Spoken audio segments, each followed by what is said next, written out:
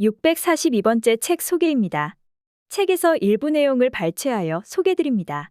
기회가 되시면 책을 꼭 읽어보시기 바랍니다. 책 제목 더티워크, 저자 E.L. 프레스, 출판일 2023년 5월 26일. 상상빌더 한 줄 요약. 도덕적으로 문제가 있어 은밀한 곳으로 숨어든 노동이 있다. 책 소개. 더티워크를 어떻게 생각하느냐가 이 사회의 도덕적 근간을 드러낸다. 어떤 차별이 암묵적으로 용인되는지 보여주므로 교도소 정신병동의 교도관, 대규모 도살장의 노동자, 살인 드론 전투원, 미국의 21세기 불가촉 천민을 조명하는 통렬한 르포르타주. 눈앞에 더러운 것이 있다고 생각해보자. 아마도 우리는 즉시 고개를 돌려버리거나 얼른 자리를 옮길 것이다. 사실 지저분하거나 끔찍한 것을 목격하지 않으려는 욕망 자체는 새롭지 않다. 우리 사회는 혐오스럽고 오염된 것을 부단히 뒤편으로 격리시켜왔다. 문명화의 이름은 물리적으로 더러울 뿐 아니라 규범 문화에서 벗어나거나 야만적인 모든 부적절한 것들을 허용하지 않는다. 미국 사회 역시 불결한 것들을 치워버림으로써 번듯하고 깨끗해졌다. 하지만 동시에 우리는 알고 있다. 그 존재는 보이지 않을 뿐 결코 사라지지 않는다.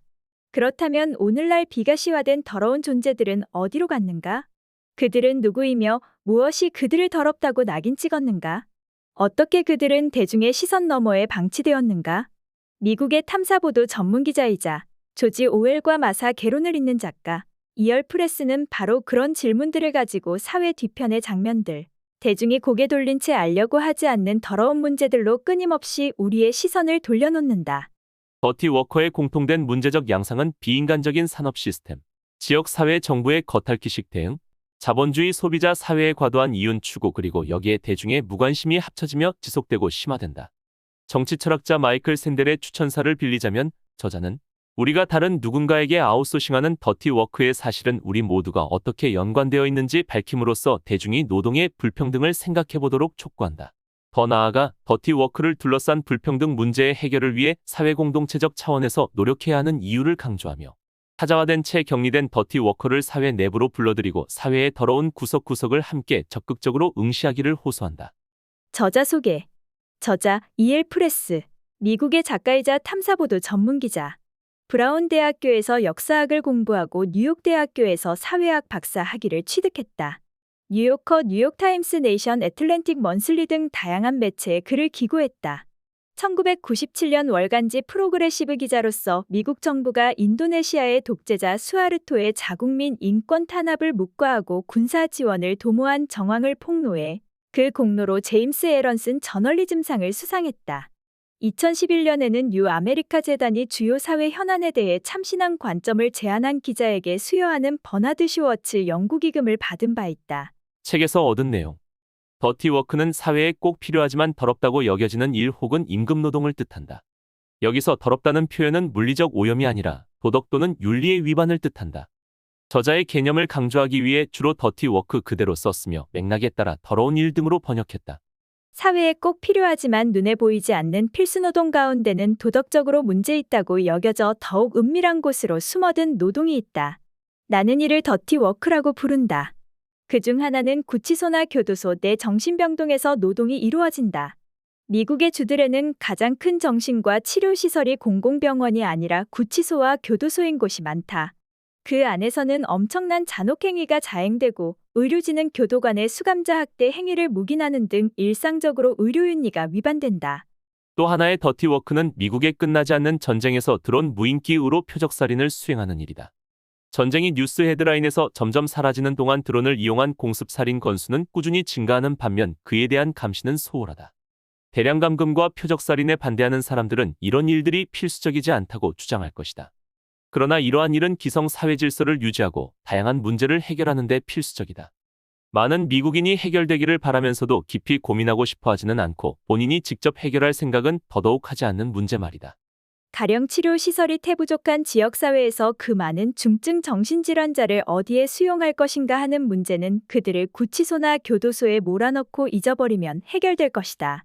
또는 고문, 무기한 구금을 둘러싼 불편한 논쟁과 막대한 비용이 드는 대외 간섭에 국민이 더 이상 흥미를 보이지 않는 상황에서 어떻게 전쟁을 계속할 수 있을까 하는 문제는 드론 무기를 쓰면 해결될 것이다. 홀로코스트, 유대인 말살 등 나치의 유대인 학살을 표현하는 용어가 여러 나와 있었으나 휴스는 보다 평범한 표현을 선택했다. 그는 유대인 학살을 더티 워크라 표현했다. 불결하고 불쾌하지만 점잖은 사회 구성원들이 아주 모를 수는 없는 일이라는 뜻이다. 이것이 더티 워크의 본질이다. 선량한 사람들은 비윤리적인 행위를 대리인에게 위임한 뒤 책임을 편리하게 회피한다. 더러운 일을 떠맡은 사람들은 무슨 불량배가 아니라 사회로부터 무의식적 위임을 받은 이들이다. 커티스는 살고 싶었다. 62세까지 일하다가 은퇴하고 싶었다. 그러나 연쇄 공갈꾼 문제를 큰 소리로 비판하기 어려웠던 이유, 혹은 자신은 저들과 달리 정의롭다고 비판하기 어려웠던 이유는 따로 있었다. 문제의 진짜 원인은 플로리다주의 주민들이 딱 그 정도의 비용을 내고 있다는 것이었다. 이곳의 진짜 문제는 일반 시민들이 죄수들을 돌보는 데 필요한 비용을 내지 않으려 한다는 것이다. 커티스는 일기에 이렇게 썼다. 우리는 우리 사회가 얼마나 인도적이고 관대한지 유창하게 떠들어대다가 교도소 문제에 이르면 그럴 돈이 없다고 말한다. 대부분의 드론 공습은 기자들이 접근할 수 없는 외딴 지역에서 벌어지기 때문에 대중에게 알려질 수 없다. 게다가 드론 공격을 묘사하는 정부 측의 매끈한 언어 정밀하다, 정확하다는 드론 전투가 도입된 후 전쟁이 피를 흘리지 않는 사업으로 바뀌었다는 인식을 한층 강화한다. 이러한 불투명성으로 인해 일반 시민은 기본적인 사실, 즉 이 나라가 누구에게 왜 폭탄을 떨어뜨리고 있는지부터 알 수 없다. 그러나 뒤집어 생각하면 이 불투명성은 일반 시민에게 편리한 구실이 되어준다.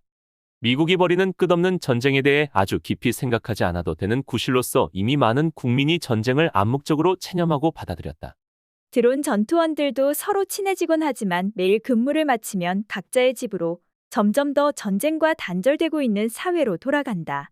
크리치 기지에서는 이 단절이 유독 심하다. 나는 기지를 나선 지 1시간 뒤에 라스베이거스 스트립 거리에서 관광객들이 벨라지오 분수, 하이롤러 대관람차 같은 유명한 조형물 앞에서 셀카를 찍고 이 도시의 수많은 라운지와 나이트클럽, 카지노와 뷔페로 향하는 모습을 보았다. 이 화려하고 과잉된 분위기 속에서는 거기서 겨우 45분 떨어진 곳에서 바로 이 유흥자들의 이름으로 전쟁이 치러지고 있다는 사실이 더더욱 기이하게 여겨졌다. 닭고기 정육공장 해체 라인의 시급은 11에서 13달러다. 다른 일반 공장보다는 적은 편이었지만 플로르가 선택할 수 있는 범위에서는 그곳이 제일 나았다. 그래서 플로르는 정육공장에서 일하는 것에 단점을 애써 무시하고 다시 한번 샌더슨 팜스에 지원했다. 이번에 배정받은 일은 생닭 걸기, 즉 상자에서 닭을 꺼내 컨베이어 벨트에 쇠고랑에 발을 거는 일이었다.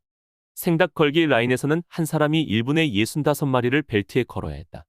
이 광폭한 속도를 따라가려면 한 손에 한 마리씩, 한 번에 2마리를 꺼내 벨트에 거는 즉시 몸을 굽히고 다음 2마리를 꺼내야 했다. 실제로 도축 노동은 잔혹성과 사디즘을 조장할 수 있다. 그러나 이 잔혹성에 대한 책임은 어느 쪽이 더 무겁게 져야 할까? 동물을 기절시키고 죽이는 노동자인가? 아니면 그러한 대가에 대해 고민 한번 하지 않고 고기를 먹는 소비자인가? 미국의 코로나 바이러스가 막 확산될 무렵 언론에는 각지의 병원에서 펼쳐지고 있는 고통스러운 현실이 보도되기 시작했다. 호흡곤란 상태로 응급실에 실려오는 수만 명의 환자에 관한 이야기도 있었지만 사방이 포위당한 의료 노동자에 관한 이야기도 있었다. 어떤 기사는 의료계의 고질적인 문제인 번아웃, 스트레스, 불안증을 조명했다. 어떤 기사는 새로운 문제거리를 파고들었는데 그중 하나는 병세가 위중한 환자들에게 부족한 의료 자원을 배분해야 할 때 발생하는 윤리적 딜레마였다. 집중치료실에 하나 남은 인공호흡기는 사망 위험이 더 큰 고령자에게 할당해야 하는가? 아니면 2아이를 키우는 여성에게 할당해야 하는가? 이미 수용 인원이 초과된 병원에 어떤 환자를 골라 받아들여야 하는가?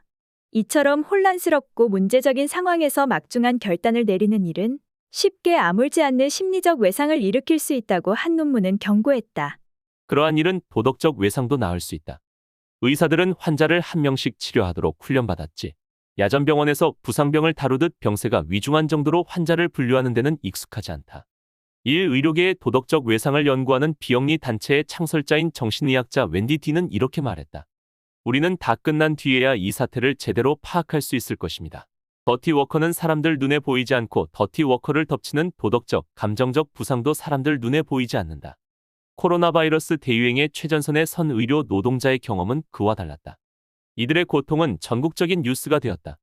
유수의 언론사가 의료진을 덮친 윤리적 공경을 보도했을 뿐 아니라 의료진에게 그들 자신의 언어로 이야기할 기회를 주었다. 가령 한 내과의는 USA 투데이에 이렇게 썼다. 일선 복원 노동자 전체가 서서히 조용히 쇠락하고 있으나 구조대는 보이지 않는다.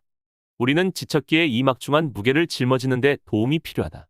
의료 노동자에게 이렇게 높은 발언대가 주어진 것은 이들의 높은 사회적 위상과 무관하지 않다. 또 한편으로는 의료 노동이 사회에 절대적으로 필요하다는 인식, 심지어 의료 노동자를 영웅으로 여기는 인식이 작용했다. 전염병 대유행만큼 이러한 인식이 들어맞는 경우도 없었으므로 사람들은 일선 병원의 의료진이 본인의 건강을 해할 위험을 무릅쓰고 위급한 사람들을 돌보고 있다며 갈채를 보냈다. 의사, 응급대원, 가정방문 간호사 등 필수 노동자는 우리가 살아가는데 그리고 사회가 계속 굴러가는데 반드시 필요한 기능을 수행하는 사람으로 여겨진다. 사회가 계속 굴러가는 데는 더티워크도 반드시 필요할지 모른다는 인식은 보다 섬뜩하다. 더티워크는 본질적으로 다른 인간들에게 또는 비인간 동물과 환경에 상당한 피해를 입히는 노동이기 때문이다. 페미니스트 반전 단체에서 활동하는 토비 블로메 같은 사람이 보기에 그러한 위해를 가하는 노동은 그저 불필요하다. 블로메는 드론 전투원의 표적살인이 국가 안보를 위해 수행된다고 보지 않는다. 드론 부대는 민간 군사기업과 이익 집단이 결탁한 군산복합체가 막대한 영향력을 행사한 결과다. 이들이 미국 국민의 우선순위를 왜곡하고 끝없는 전쟁에서 이익을 취하고 있다는 것이 블로메의 설명이다. 그러나 드론 부대는 단순히 군사기업의 이익에만 복무하는 게 아니다. 자신의 이름으로 치러지는 끝없는 전쟁에 대해 점점 거리를 두게 된 대중의 이익에도 봉사한다. 미국 국민은 전쟁에 대해 아주 깊이는 생각하고 싶어 하지 않고 이제 드론 부대 덕분에 그럴 수 있게 되었다. 표적살인이라는 더티워크는 크리스토퍼 아론, 헤더 라인보 같은 사람들에게 내맡기면 된다. 더 이상 정신과 치료시설을 운영하지 못하는 사회에서 정신질환자를 구치소와 교도소에 몰아넣는 더러운 일도 마찬가지다. 이 계약에서 누가 이익을 보는가 하면 웩스퍼드나 코라이즌 같은 민간 업체만이 아니라 정신질환자를 보이지 않는 곳으로 치우고 그 결과는 신경 쓰지 않아도 되는 시민들이다. 더티워크는 사회의 많은 구성원이 다른 사람의 손으로 해결하고 싶어하는 이런저런 문제를 해결하는 노동, 그러므로 사회의 필수 노동이다. 우리는 이런 노동에 대해 아주 깊이 알고 싶어 하지 않는다. 우리 대신 이런 노동을 하는 사람들에 대해서도 아주 깊이 알고 싶어 하지 않는다. 이들의 이야기가 마음을 불편하게 할 수 있고 죄책감마저 불러일으킬 수 있기 때문이다. 나 역시 사람들을 인터뷰하는 과정에서 불편한 마음을 자주 느꼈다. 외딴 소도시에서 자라시추선에 취직하는 시골뜨기를 이렇다 저렇다 판단하면서 정작 자신이 얼마나 화석연료에 의존하며 살아가고 있는지는 생각하지 않는 사람들에 대해 이야기하는 스티븐 스톤 앞에서 나는 고개를 끄덕이며 동의했다. 그 후 렌터카를 몰고 에어비앤비 숙소로 돌아가는 길에 생각해보니 나 자신이 그 일에 연루된 사람 중 하나였다.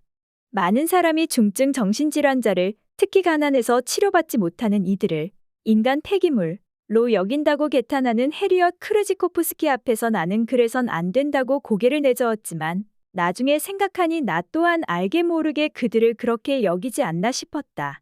나는 뉴욕의 거리에서 그런 사람을 많이 봤다.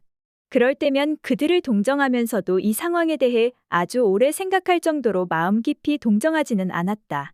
우리가 잠깐은 그런 생각을 해도 오래는 하지 못하는 이유 하나는 무력감 때문이다. 실제로 우리 한 사람 한 사람에겐 상황을 바꿀 힘이 없다. 어떤 사람이 연비가 좋은 차나 전기차를 산다고 해서 미국 경제의 화석연료 의존도가 달라지진 않을 것이다. 길모퉁이에서 혼잣말을 하는 정신질환을 앓는 노숙인에게 내가 몇 달러 건넨다고 해서 구치소와 교도소가 사실상 이 나라의 정신병원이라는 사실이 달라지진 않을 것이다. 그러나 집단으로서의 우리는 무력하지 않다. 책의 서두에 썼듯이 더티워크의 핵심 특징 한 가지는 선량한 사람들의 암묵적 동의에 기초한 노동이라는 것으로 이들은 궁극적으로 그 결과에 얼마간 만족하기에 이 문제를 아주 깊이는 따지지 않는다. 이 동의는 중요하다. 하지만 바꿀 수 없는 것은 아니다. 그것을 떠받치고 있는 태도와 전제가 바뀔 수 있고 실제로 이미 바뀌기 시작했다. 전국의 교도소를 붐비게 만든 징벌적 양형 정책이 지난 10년 사이에 인기를 잃었다. 정신질환자를 교정시설에 몰아넣는 관행은 여전히 용인되고 있지만 우리가 대량감금의 사회적, 도덕적 비용을 따지기 시작한 지금은 이 또한 바뀔 수 있다. 공장식 축산에 대한 태도 또한 비록 당장은 도축 노동자가 처한 비참한 환경을 문제 삼기보다는 유기농 고기를 집착적으로 소비하는 쪽으로 더 기울어 있긴 해도 바뀌기 시작했다. 화석연료에 대해서도 점점 더 많은 사람이 지구의 앞날을 위해 어서 그 의존도를 줄여나가야 한다고 생각하고 있다. 현 상황이 앞으로도 절대 변하지 않으리라는 생각은 사람을 단념케 하는 핑계도 될 수 있다. 에버레튜스가 프랑크푸르트 일기에 묘사한 수동적 민주주의자의 무관심도 그런 무력감에서 비롯될 수 있다. 그러나 이러한 단념에는 근거가 부족하다. 사회 질서를 이루는 대부분의 요소가 그렇듯 더티 워크는 고정불변의 것이 아니기 때문이다. 더티 워크는 법과 정책의 산물이요, 예산 편성의 산물이며 그 밖에 우리의 가치와 우선순위에 따라 우리가 집단적으로 내리는 여러 결정의 산물이다. 그런 결정 중 하나는 더티 워크가 무고한 사람들과 환경만이 아니라 그 노동을 하는 사람들에게 끼치는 막대한 위해를 인정할 것인지 말 것인지다. 잔혹하고 폭력적인 시스템에 가담하는 사람에겐 그들이 야기하는 고통에 대한 책임이 있으며 그들이 뒤늦게 부끄러워하거나 후회한다고 해도 마찬가지라고 생각하는 이들은 더티 워커를 동정하지 않을 수도 있다. 프리모 레비가 회색지대에 애썼듯이 억압자가 사후의 의구심과 불편함을 표명하는 것으로는 그들을 피해자 명부에 올리기에 충분하지 않다. 그러나 레비는 억압적인 시스템에서는 누구든 권력에 쉽게 협력할 수 있다는 사실, 그리고 그런 상황에서는 힘없는 사람이 그런 역할을 떠맡게 되어 있다는 사실을 고려하여 그 하층에서 복무하는 사람에 대한 판단을 조정해야 한다고도 주장했다. 거듭 말하지만 현대 미국에서 부와 소득의 분배를 결정할 뿐만 아니라 더티 워크의 위임까지 결정하는 가장 중요한 인자는 불평등이다. 잘 사는 계층은 더티 워크를 다른 사람에게, 선택지와 기회가 적은 계층에게 떠맡길 수 있음을 잘 알고 그들 자신은 더러운 노동에 전혀 관여하지 않는다. 이 불평등의 결과로 낙인 수치, 트라우마, 도덕적 외상 등 우리 눈에 보이지 않는 일련의 외상은 가난한 계층에 집중된다. 지금까지의 불평등 논의에서 이러한 종류의 도덕적 감정적 부담은 거의 다루어지지 않았는데 그 이유는 그것을 경제학적으로 측정하거나 수량화하기가 불가능해서일 것이다. 그러나 도덕적 감정적 부담은 사람의 자존심을, 사회 질서에서 차지하는 자리를, 존엄성과 자부심을 지켜나갈 역량을 결정한다는 점에서 충분히 심각하고 치명적인 문제다. 불평등은 더티 워크의 지위와 책임 소재도 결정한다. 앞서 살펴보았듯이 더티 워크에서 이익을 취하는 기업, 더티 워크를 영속화하는 법과 정책을 통과시킨 공무원은 대부분 비난을 비껴간다. 어쩌다 추문이 터져 대중, 그전 몇 달 혹은 몇 년 동안 그런 일을 모르는 척했던 바로 그 대중이 경악하면 이 시스템에서 가장 힘없는 사람들이 썩은 사과로 지목되어 비난받는 경우가 태반이다. 그러나 대중이 눈에 거의 보이지도 않는 문제를 걱정하기는 어렵다. 더티 워크는 구조적 비가시성에 감추어져 있다. 교도소와 정육공장은 담장과 장벽에 둘러싸여 그 안에서 벌어지는 일이 밖에 보이지 않는다. 드론 부대는 비밀주의에 포위되어 있다. 코발트 공급 사슬을 감독하는 중개인은 비밀유지 계약에 서명해야 한다. 이러한 계약은 충격적인 사건을 사회생활이라는 무대의 뒤편으로 밀어내는 문명화 효과를 발휘한다. 그렇지만 제 아무리 정교한 은폐 구조라도 모든 것을 은폐하지는 못한다. 교도소와 정육공장처럼 침투하기 어려운 고립된 시설에서도 그 안에서 벌어지는 일에 대한 정보가 적잖이 밖으로 유출되고 있다. 정부가 드론 부대를 아무리 비밀스럽게 은폐해도 작가와 다큐멘터리 영화 제작자들이 드론 부대를 조명하고 있다. 비정부 기구들은 비밀유지 계약의 방해를 뛰어넘어 코발트 공급 사슬에 관한 상세한 보고서를 내고 있다. 문제는 정보 부족이 아니라 많은 사람이 더티 워크와 더티 워커로부터 눈길을 돌린다는 사실, 거의 한 번도 관계 맺은 적 없는 그들을 쉽게 판단해버린다는 사실이다. 우리는 더티 워커에게 무엇을 빚지고 있을까? 일단 우리는 우리 자신의 일상과 무관하지 않은 일을 하는 그들을 우리의 대리인으로 인정하지 않는 빚, 그들의 섬뜩한 이야기에 귀 기울이지 않는 빚을 졌다. 그 이야기가 불편하기는 당사자도 마찬가지일 수 있다. 해리엇 크르지코프스키는 나를 처음 만난 자리에서 데이드 교도소 경험에 대해 쓴 트라우마 내러티브를 들려주었다. 그 내용이 얼마나 힘들었던지 말소리가 몇 번이나 끊겼다. 그게 우리의 마지막 만남이 될지도 모르겠다는 생각이 들 정도였다. 그 후 며칠 동안 나를 만난 자리에서 해리엇은 거듭거듭 울었다. 하지만 나에게 귀 기울여주어 고맙다고도 했다. 감정이 격해지긴 했지만 한편으로는 치유된 느낌이라고 했다. 나는 이 말을 오래 기억했다. 내가 그런 인사를 받을 자격이 있다고 생각해서가 아니라 그가 얼마나 큰 고립감을 느끼고 있었는지 알 수 있어서, 그리고 자기 이야기를 하는 그 단순한 행위가 얼마나 큰 치유 효과를 발휘하는지 알 수 있어서였다. 베트남의 아킬레우스에서 조너선 시에이는 도덕적 외상을 치유하는 가장 좋은 방법은 그것을 공유하는 것이라고 썼다. 가령 귀환병에게는 그 사람의 경험을 대중과 공유할 기회를 제공하는 것이 가장 좋은 방법이다. 코로나 바이러스 대유행 기간에 의료 노동자는 도덕적 외상의 위험을 무릅쓰긴 했어도 자신의 경험을 대중과 공유할 수 있었고, 그들에게 부채감을 느낀 대중은 존경과 호기심의 마음으로 그들의 이야기에 귀 기울였다. 해리엇 같은 더러운 노동자는 그런 기회를 얻지 못했다.